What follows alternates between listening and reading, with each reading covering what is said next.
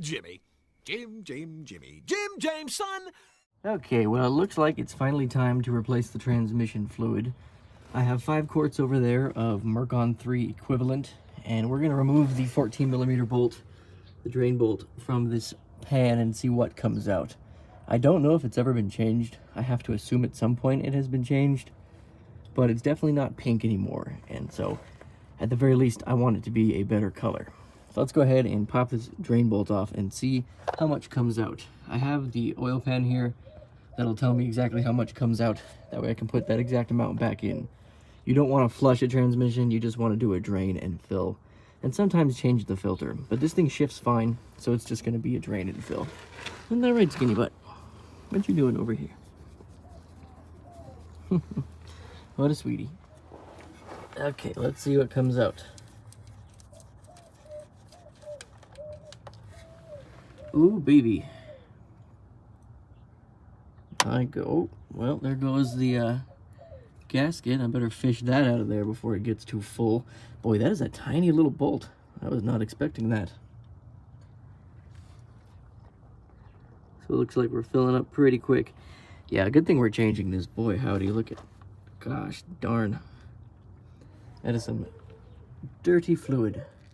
So it looks like we got a little over 4 quarts. You can see the line there for the 4 quarts out of here, and it is nasty. So I guess I'm gonna go ahead and put probably about 4.5 quarts back in just to be safe. Well, there's more stuff to do on this van. It's basically never ending, but that's what happens when you buy a car for a couple $100, pull it from the grave, and then just start driving it. Can you see this right here? It's kind of hard to see because of the iPhone and its lack of focus. That is your idle screw. So right there, in that idle screw, I need to take my hand and thread this out, because the way that this works is this bolt is supposed to stay solid while you turn the idle screw itself. Unfortunately on this one, somebody has put Loctite and been fiddling in here, so what I have to do is remove the entire idle screw as a whole and adjust it manually, because the idle on this vehicle is adjusted far too low, and this is the reason right here. So after driving it around for a while, we have an oil leak. Wouldn't you know it? How nice. It is everywhere. Where is it coming from? The rear main seal. So indeed, the rear main seal is bad. This was one of the areas that was leaking. As you can see up in there, it's actually dry. So it's not, what's happening is that it's leaking from the rear main seal, traveling down the oil pump, and then leaking over here onto this and going all the way across to right here to its lowest point. You can actually see where it's leaking onto that. See, it leaks all the way across and onto its lowest point where it drips, giving the illusion that the oil housing is leaking when it is not. So now we got to do the rear main seal, which if you recall earlier I tried doing and failed. So I'm just gonna go ahead and take it to work and have them do it. I don't care if they charge me $150 or whatever. It's a lot easier than me sitting down on the driveway with a foot of room under this vehicle trying to break loose a nut that does not want to come loose. But at least we got everything else mostly sorted down here. We got no leaks up front. This is the only leak we appear to have left in the rear. And once we get this all sorted out, hopefully we'll have no more leaks totally. So I'm sort of just jumping erratically all over the van, finding things to fix. And one of the things is this door panel. It's been off for a couple of months now. Since I have the time, I might as well get in here and put the door panel back together and fix the clips. So I did just that. I stitched it here with some Gorilla Tape, kind of connected it there, and I'm going to put a bunch of these clips, which I have in my front pocket here, on the door. These are actual original Toyota clips, and I will put the door back on because there's a ton of rattling at idle with this door apart. You can just kind of hear everything, and it's irritating. So let me go put this door panel back on.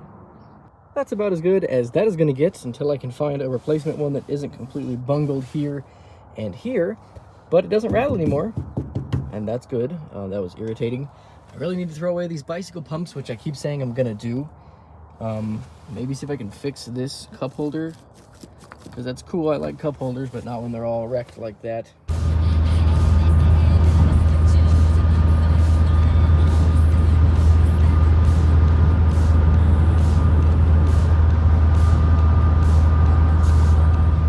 We we are back in this corner of the engine bay, not by choice, but because I have an erratic idle. So like I said, I adjusted this idle screw down here, which is kind of hard to see. Let's see if I can get down in there. See that screw right there? That's an idle screw. And that didn't help too much. It helped with the vibration, but not the actual idle. It like kicks the idle up super high in park, and then it's normal in drive, but once you kick it back into park after it warms up, it just starts screaming at like 2,000 RPM. So what I've done is taken the MAF sensor and the idle up solenoid out. So here we have our idle up solenoid, and this is our mass airflow sensor, MAF sensor.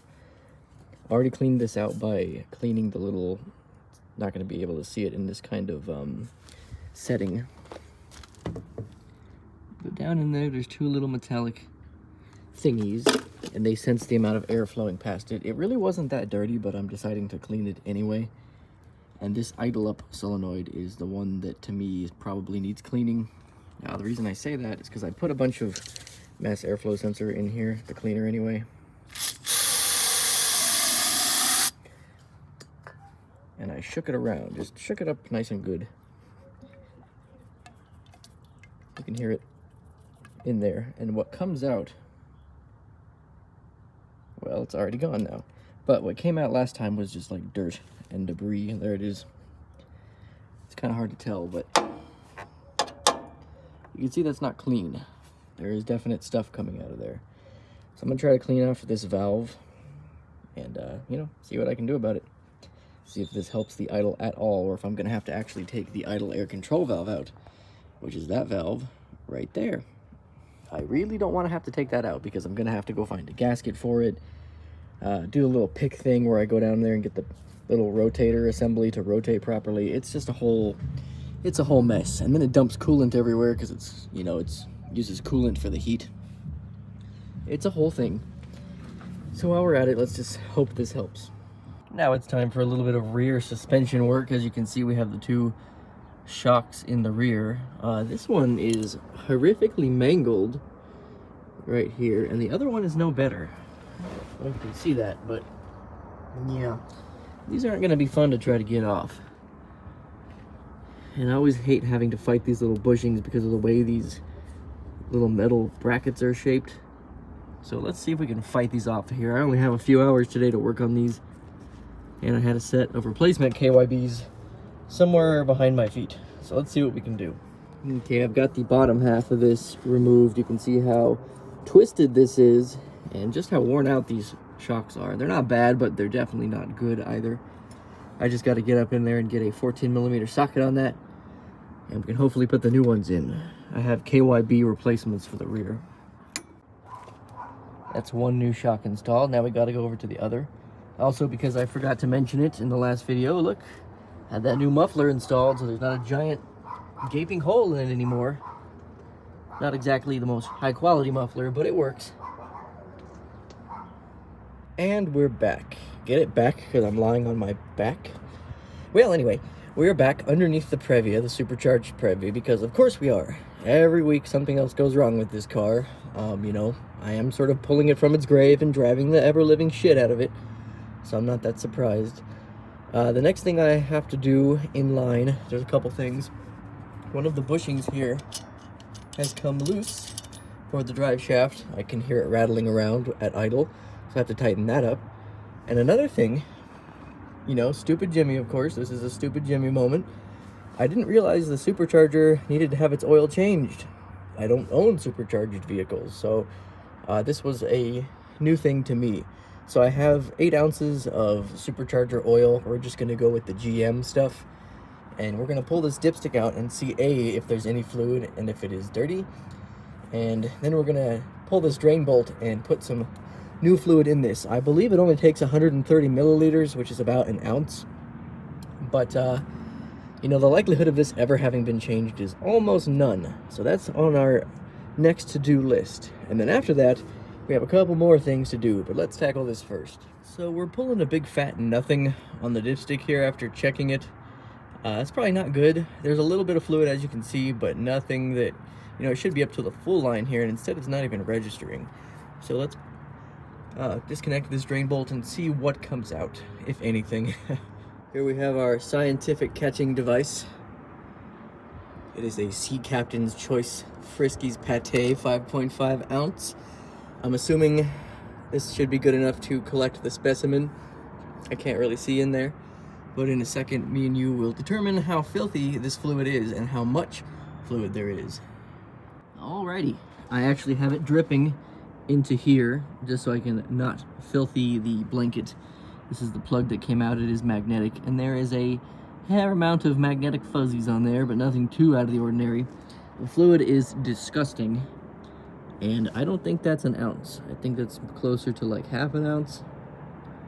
I don't know, I'm not a dealer, I don't know nothing about ounces. So, let's clean this plug off, stick it back in there, and put an ounce, let's actually put an ounce and a half back in it. You're probably wondering how we're gonna get the new fluid up in that skinny little hole. Well, here's the fluid. That's 4 ounces, so that's 4 times what we need, and I have several bottles. And this is how it's getting its little ass up in there. I'm gonna pump the fluid from a syringe up into the supercharger housing. So let's go ahead and try that. So I ended up having to actually add the full 4 ounces because no matter how much I put in there, it would never register full on the stick until I put the whole bottle in there. So I don't know who did the 130 milliliter quotation, but that was wrong. As you can see, that is the full bottle I used. So now that we have filled the supercharger, I'm going to move on to adjusting these bolts right here that are loose, as you can see. And then I have to do some checking on the rear oxygen sensor because we have a check engine light for a P0171 engine 2 lean bank 1, which is on these vehicles typically a bank 1, sensor 1 oxygen sensor, or a mass airflow sensor. And I did fiddle with the mass airflow sensor, if you remember, so it's possible I broke it somehow just by cleaning it. Not unheard of. So let's go do those things right about now. Alright, I did manage to get the O2 sensor out from its little perch there, the bank 1, sensor 1. And I did clean it with some brake cleaner. And it doesn't matter anyway because I have a new one on the way. I'm just being nosy for now. But I don't know if you can see this right there. It's almost impossible to see. That is an original Toyota sensor. Okay, these sensors are original 235,000 mile, 20-something-year-old, nearly 30-year-old sensors. So the fact that they even lived this long is an achievement. I'm not even mad the damn thing died. How can you be mad at that? So yeah, I think what I'm going to do is swap the rear with the front, because on these particular Previas, the rear is not used for fuel adjustment. So if you look on the scan tool, you'll see that this is constantly pegged at 99.2% all the time. So it's just not even really being used. And the connector is identical. The front and rear connectors are 100% identical. Even on the parts list, it shows upstream and downstream as being identical. So I think that's what I'm going to go ahead and do, is just swap the two and see if it improves any at all. Well, it's another windy day and we're back working on the Previa. You can see it's actually quite windy. Look at the trees up there. Well, what's left of a tree. That tree is dead. Anywho, it's time to change the vacuum lines. You can see down here, these vacuum lines look wretchedly old. I mean, just look at this. That vacuum line is ready to go. Hard as a rock. So I'm changing it with new vacuum line. I believe this is 5/32 windshield washer vacuum line, which is the same thing. You can use it for the windshield washer hoses or the vacuum. So we're going to change all this out today, and by the end of this, hopefully I have a little pile of old hoses over here. And then we have to go change the other oxygen sensor like I was planning on doing earlier, but it took a while to show up. So let's get right to it. Well, due to weather constraints, we only managed to replace the 3 piddly little vacuum lines, and that's because the vacuum lines on this vehicle are crazy hard to change. There's one right there. There's 2 more on the throttle body, and all the rest of them are down there in that little pocket of spaghetti spiderweb evil that I really don't want to stick my hand in and get it all sliced up today, because I got other stuff to do. So I'll have to come back to that. I did, however, change that rear oxygen sensor, and we're going to see if that helps with the P0171. I actually think it was this right here. I put a piece of Gorilla Tape strapped all the way around this because I think the rubber is kind of worn out here and it's creating a tiny little air gap in front of the MAF sensor. I think this is actually what the problem was, but we'll see. Well, we're moving on to our next unanticipated repair because there's always going to be 1,000 little tiny ones after you do the actual big ones. And The cigarette lighter does not work. I know because I'm trying to put a dash camera in here and it does not work at all. You plug it in, nothing happens, no power. Not with the key, not with anything. You can see the key is powered right now. Pretty common on these. There's actually a fuse right here. It's a 15 amp. The fuse is actually good. These are very susceptible to corrosion inside the pins. So what you have to do is get in there. I don't know if you can see it, but it's a little corroded. And you have to sand down the contacts on that pin. So I need to go get some sandpaper and see if I can sand all that down and if it make it better contact. Because right now it's not working at all. And I'm a little bit sick. Well, it's been about an hour and a half, and what we call this is an escalation. Things escalate around here. Basically, I'm like, you know, I'd really like to plug this new dash camera in, and it escalates to me ripping out the entire underside of this dash to try to get the cigarette lighter to work. So we have a voltmeter plugged in to, or at least the positive lead plugged into the connector for the cigarette lighter. And if we attach it to ground here, you can see that we do have, I don't know if you can see this because of how glary it is, we got 12 volts. See that? Just about 12 volts coming in. So we do have key on power to the connector, but we have no power into the cigarette lighter. And that means the problem is here in the actual cigarette lighter. And Toyotas are famous for this. See this little 8mm bolt on the back right there? I have to remove this bolt and clean the two contacts, and that should fix the problem. So let's try that and see how far we actually get. All right, so we've completely gutted this piece right here. And this is all the internals. This sort of sits inside of this, and this sits inside of this, and they sandwich together with this 7mm bolt.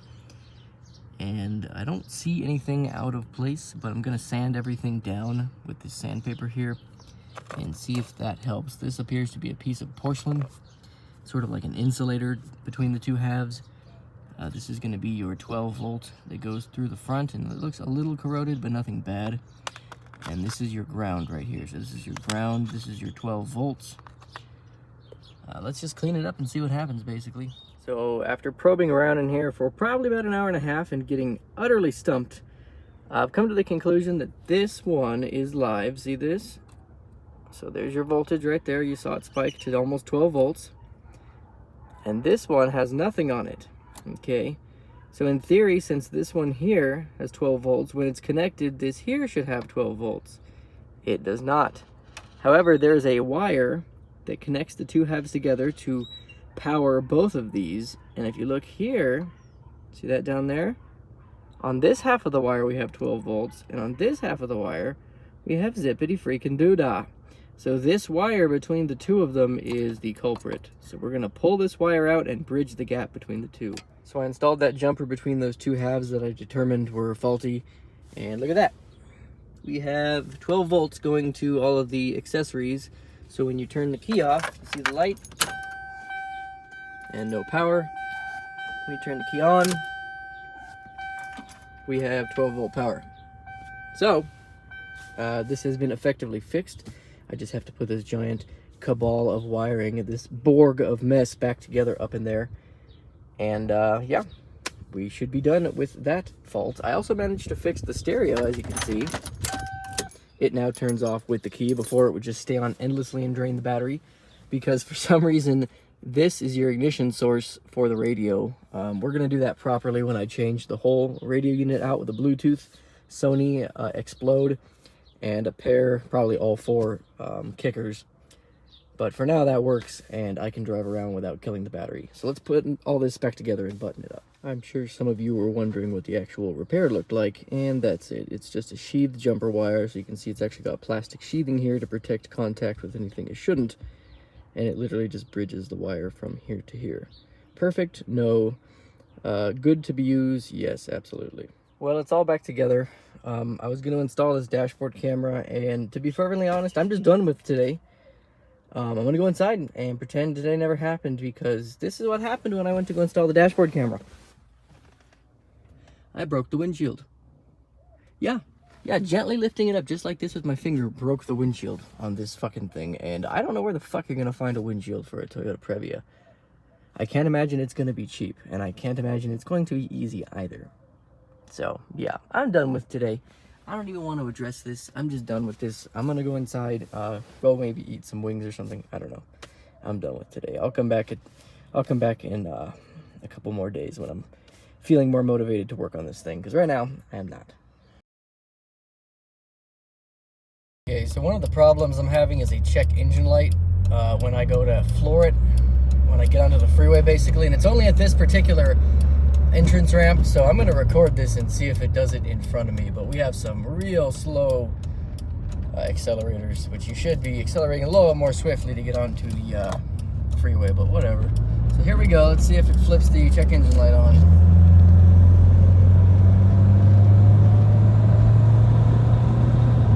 And of course, because I'm watching it, it's not going to do it. I swear to God, it only does it when I'm like spaced out and I just look down and the check engine light comes on. But it's always on this stretch of freeway, always.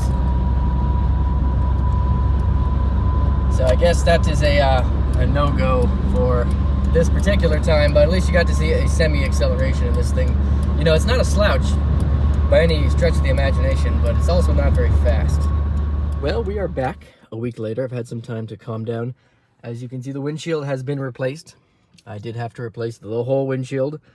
I got very lucky. Somebody I know owed me a favor who's in professional glass installation and was actually able to find one of these in town. And, you know, they footed the bill for me as a thank you because I've done some work for them in the past without charging, and I really appreciate it. So, new windshield. I wouldn't know where else you could find one of those unless you just get lucky. So, thank goodness for that. We're on to the next thing here. Somewhat unexpectedly, but kind of expectedly, this old stereo has finally given out. You know, it's kind of glitching, and the screen has got some bleed through, and I don't know how old this thing is. I'm going to expect that it's probably plus or minus 15 years old. I guess we'll find out when we yoink it out.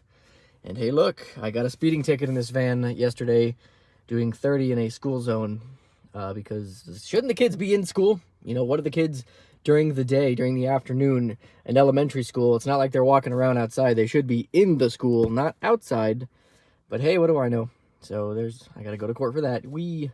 Anyway, radio, dead. Time to change said radio. I have this, I put them in all my cars. They work well. They're like 80 bucks at Walmart. I think this one was like 84-ish. I have a new pocket because the pocket here is broken in many, many spots. And I recently found out when I went back there to take a look at something in the trunk that this has, or had, the JBL upgraded stereo with the amplifier and the double din and all that crazy shit. So I don't know if the wiring harness I got for this is going to work. And I'm really hoping the person that installed this radio did it correctly and put a connector harness and didn't just cut the original harness. If so, that'll make my life a lot easier. If not, I'm going to have to do some research because the connectors are not the same for a standard Toyota and a JBL amplifier Toyota. These are two completely different stereo setups. So, without any more yapping, let's pull this thing out. Radio is popped forward, and of course, we have a nightmare. Nightmare, nightmare, nightmare, nightmare, nightmare, nightmare, nightmare, nightmare. You can't do that. Oh boy, that's... oof. Butt connectors? Really? Is this a water heater in the 70s, man? Come on. You couldn't even spring for the... How old is this? This was my first fascination I must have answered. Is this like 15, 20 years old? I'm guessing at least 15. I guess I'll have to take the whole thing out. It's not even bolted in. It's just floating. There's like a ground going to the side here. What the hell? Oh, man. Well, there goes my 5-minute radio install. Okay, well, I've waited long enough for the harness. Here we go. There we go. Previa, 1991 to 97. Very nice. This will work. It's got the 4 pins and everything, or the 4 connectors. So Walmart has saved the day today after putting many, many, many mom and pop businesses completely out of business. But oh well, for me, this works. One thing for sure we're not going to be able to trust while we're doing this is the color coordination of the wires. I don't know if you can see this, but things like there's a green wire going to a gray wire, and what you would assume yellow, which would be switched 12 volts, is going to a green speaker. That's like a left front speaker wire. And then your red is connected to a yellow, which is also connected to a switched, I believe this wire is what goes to here. And the same thing over here, this yellow is connected to that green, and then you have a red wire, which is typically a constant 12 volts, connected to a right front speaker wire. So there's no continuity of colors here. This is going to have to be a probing and checking operation. Luckily we have this, which seems to match pretty well. So we're only going to really be using these two, and we'll cut these two parts of the harness out. Okay, so the wiring harness is fixed from all of its absolute bodgery and hackery. And I also had to wire this in, which I believe has something to do with the amp on it. It's like an amp ground. I grounded it to the chassis ground that you'll find in the actual harness. But this is the first turnover, so we're going to find out if any of this that I did amounted to anything. Okay, so that's good. We have lights. How do I go to source here? Okay, that's good. How do I, maybe here? Lapel pin, as well as puzzle books and games. You can read all about it at npr.org. Oh man, NPR. For those of you who have history with this channel, you know how much I hate NPR. And coming back on the News Hour, we're going to talk about Donald Trump and how he's literally an orange evil demon. So we'll be right back on NPR. Anyway, that's how I feel about NPR. Just awful propaganda. And I can't abide. Now, I love jazz. I love classic jazz. I love Dave Brubeck and the Take 5, but I can't abide by NPR's complete propaganda. Anyway, tangent over. It works. That's fantastic. That means this repair that I had to do down here, I don't know if you can see all this. I had to do like 3 different forms of harness repair, and this is your strange amplifier ground / turn on. Actually, here it is wired into the harness. So it works, it all works, and let's see if it turns off with the key. That's one of the big ones. Oh, it even turns off with the key, look at that. So we're already better than the stereo that was in here, thank goodness. Oh, they all do that, it's quite frustrating. This one's a little chintzier than the last one I had, but it works. I'm gonna run some wiring and we'll see how it looks once I get all of this back together. There it is, everything's working. I got it to connect to Bluetooth. And it's nice not to have that wire dangling all the way down to my crotch where my phone is right here. It's nice to just be able to put the phone here and listen to music. Now, I don't really like the placement of the pocket or the bezel on this. I don't know if you can see this, but there is a significant gap, which I'm going to have to tighten up and kind of pull this way. But for now, I think it'll be just fine. And finally, the mystery of how old this device has been solved. May 2007. I think that's all just about 17 years ago. So the fact that it's still working after 17 years and actually could be put in another car and used is impressive. You know, that's good quality right there. That's why I like my Sony products. But this one just sounds a heck of a lot better. So one of the other things I have to do is install new speakers, because these are actually original Toyota speakers in the doors here. Also the one in the rear, the subwoofer speaker, is original too, and I have some kickers to go in the front and a Pioneer bass something for the rear.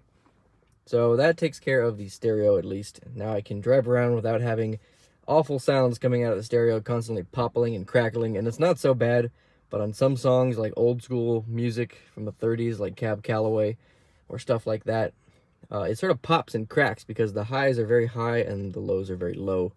You know, recording technology of the time, but it makes the music sound like shit. So in a second, I'm going to play some of that and see if it sounds any better. I really hope so. Now that I have that stereo changed out, I would like to change out the speakers, because I'm 100% sure these are original.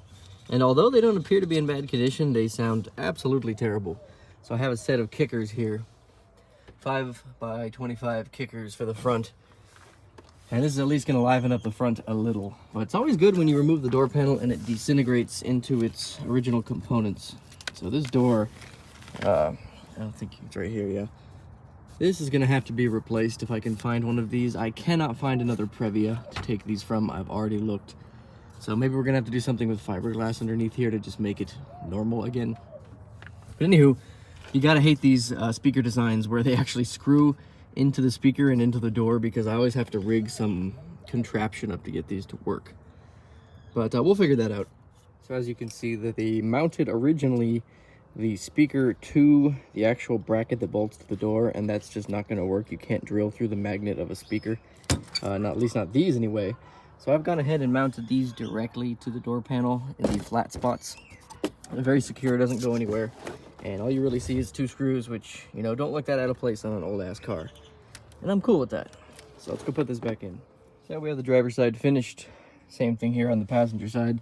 Take off this ridiculous bracket and just directly attach it to the door card itself. If you're wondering how I know which wire is positive and negative, it's actually written here on this piece of plastic. So I doubt you can see this, but there's like a positive and a negative connotation on that plastic piece down there. So basically, once you line up the original connector here, you know which one is positive and which one is negative. So in this case, the green is the positive and the blue is the negative. Now that we have those 2 speakers installed, the next thing that I have to do is go back in here.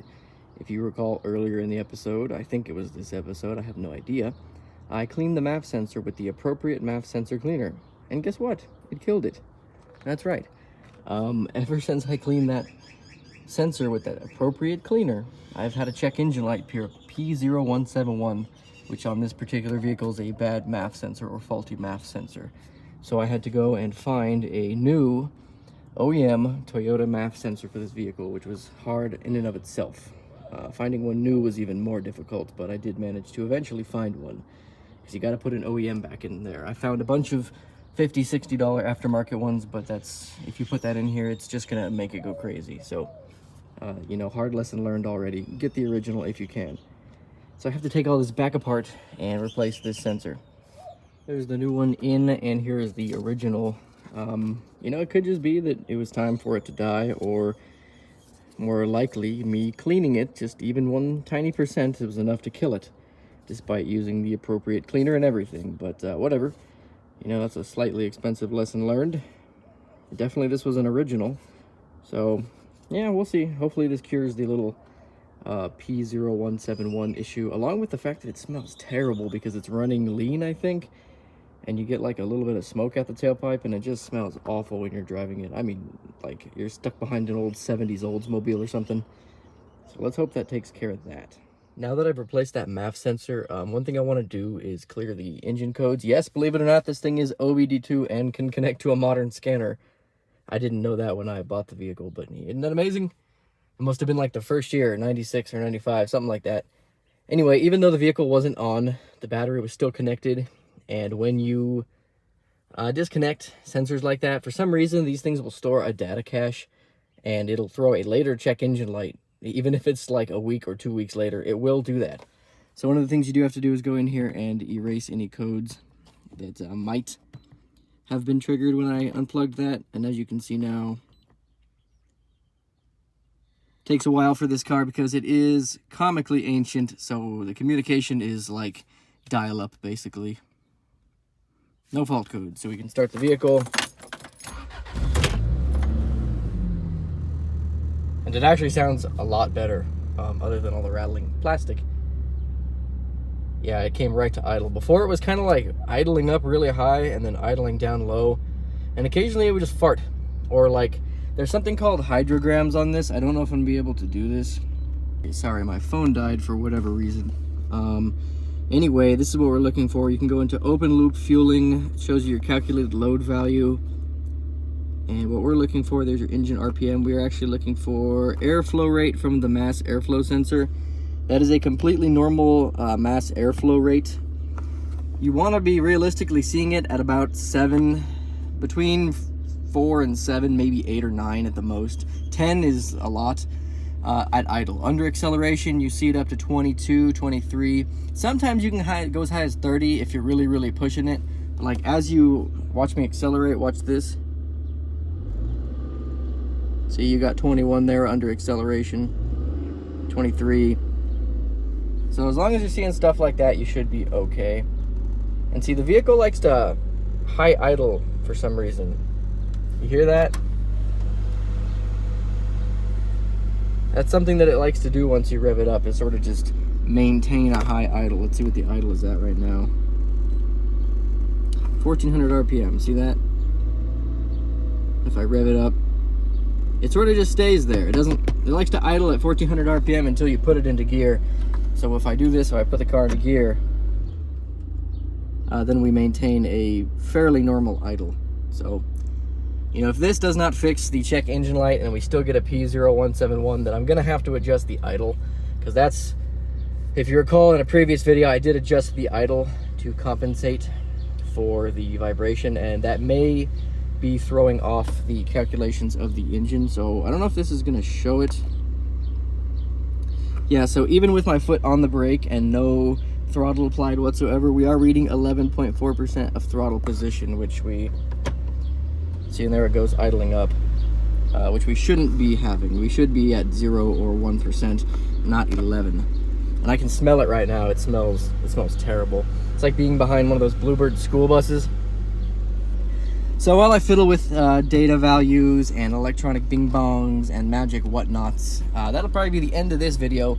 I apologize that we're not really getting into more of the physical aspect of this car. It's mostly just been mechanical, because I'd really like to just get it sorted perfectly mechanically before I go on to fixing any physical deformations. One thing I did, which I didn't point out, is I had the car tinted. Probably impossible to see inside the vehicle, but if you look right there, see that limo tinted all the way around in the back, and of course legal in front, so I don't get another ticket. So that's gonna do it for this episode. I appreciate you guys watching. Maybe one day we'll, you know, go over to that Camry, which I also had limo tinted, as you can see. I have the video on it. I'm just poking my own ass on that one, because I really don't want to stitch, you know, 11 months of video together and trying to make coherent sense out of it. But anyway, thank you guys for watching, and I will see you in the next one. Bye. Well, I bet you thought the video was over, and so did I. But there's always something else to do, so today we're gonna do that. These are the forward cradle mounts. We have one here and one here. They are not in the easiest spots to get, and if you can see, they have collapsed. At least I think they've collapsed. So we are going to change them out. I have a huge jack over there and a bunch of tools to do this. Also, you can see my oil leak has reappeared. It's not exactly pouring, and it might not be an oil leak. This is actually the water pump, and the weep hole on the water pump appears to be just gently dripping, and I'm not losing any coolant, so you know, we'll have to take a look at this more in depth. It could also be this oil filter, because I do see a leak at the front of that oil filter, which may be when you drive spraying everything back. This oil filter's been off like 3 times for repairs, so not unlikely the gasket has perished. But we're not focusing on that right now. I don't have patience for that kind of stuff. We are focusing on these mounts. So let's try to get these off. There's a bolt here, there's a bolt on top, and then there's a bunch of these bracketry bolts that attach to the actual motor. And I don't know, because it's a cradle mount, if I have to support it or not, so we're just gonna start taking things off to the point where we have to support the motor, and we'll see what we can do. After a few minutes of fighting and wiggling and jacking the engine up sideways, we have the big old ugly mount out. A company called MTC, which says made in USA, whether or not that's true, I don't know, has reached out to me because I was doing the repair on this Previa and said, hey, we make mounts specifically for the Toyota Previa, and we'd like you to give these a try. It's not sponsored, because I mean, they did give me the mount, but they said they just wanted to see how they work out. So I don't know what that is. I don't know if that's sponsored. I don't know. But, you know, much appreciated. So we're going to be replacing this mount here, which looks to have collapsed, with this new mount here, which looks okay. You know, I've seen worse and I've seen better. It is what it is. You know, the real test is how it actually goes in there and dampens the vibration. If it does that, then I am a happy camper.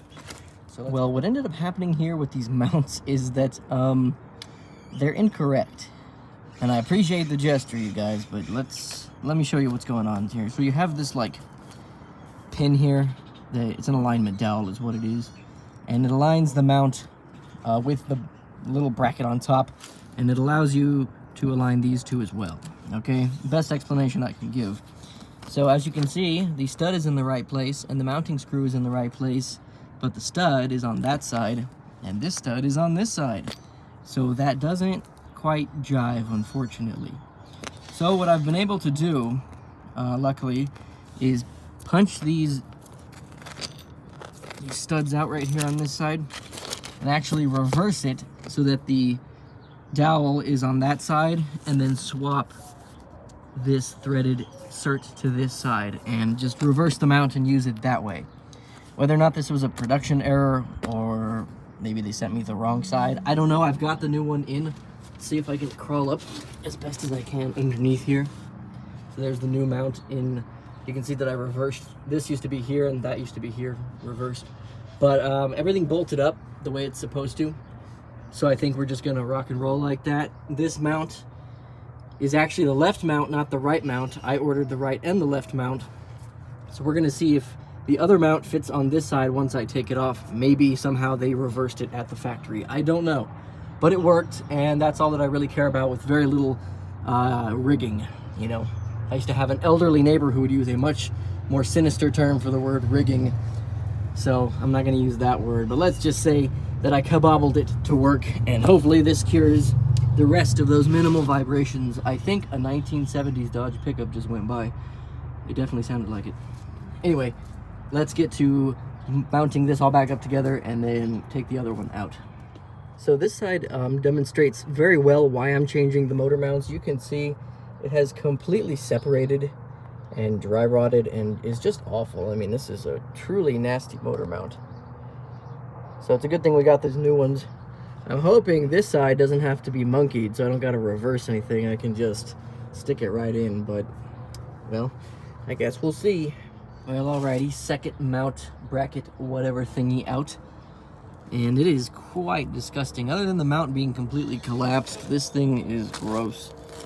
And I think I'm going to try to clean this up as best as I can and just put that back in there the way it was. I'm hoping that this mount over here matches completely so I don't have to do any finagling. So let's get this cleaned up and find out.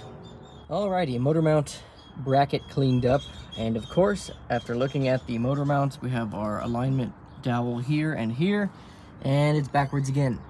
So I don't know what's going on here, but I think they sent me two left motor mounts, even though neither one fit on either side, so they were both reversed. I tried swapping them around to see if maybe I had them backwards, but no. I don't know what these go to, but they're completely reversed.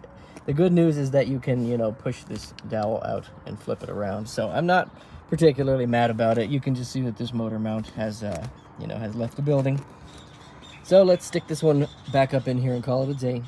So upon further inspection, this dowel doesn't even remotely line up with this one, so I can't even reverse it. This is just some kind of nonsense here. So I'm just gonna have to shear this completely off and make sure that when I'm mounting it, it lines up properly. Isn't that something else? Boy, this did not bode well for MTC.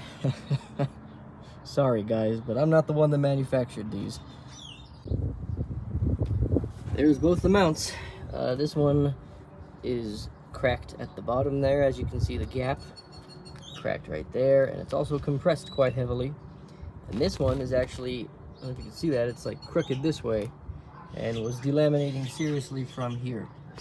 So safe to say these mounts were done for. The brand that sent me these mounts, MTC, ooh, your quality source.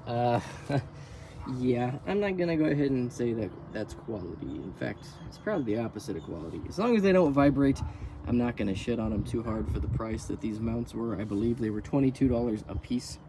So as long as they're all good in that department, you know what? Modification is necessary sometimes. So let's just leave it at that. I'm gonna go ahead and turn this down now. I guess I'm too weak to do it with one hand. Let me try to put you guys down for a second. There we go.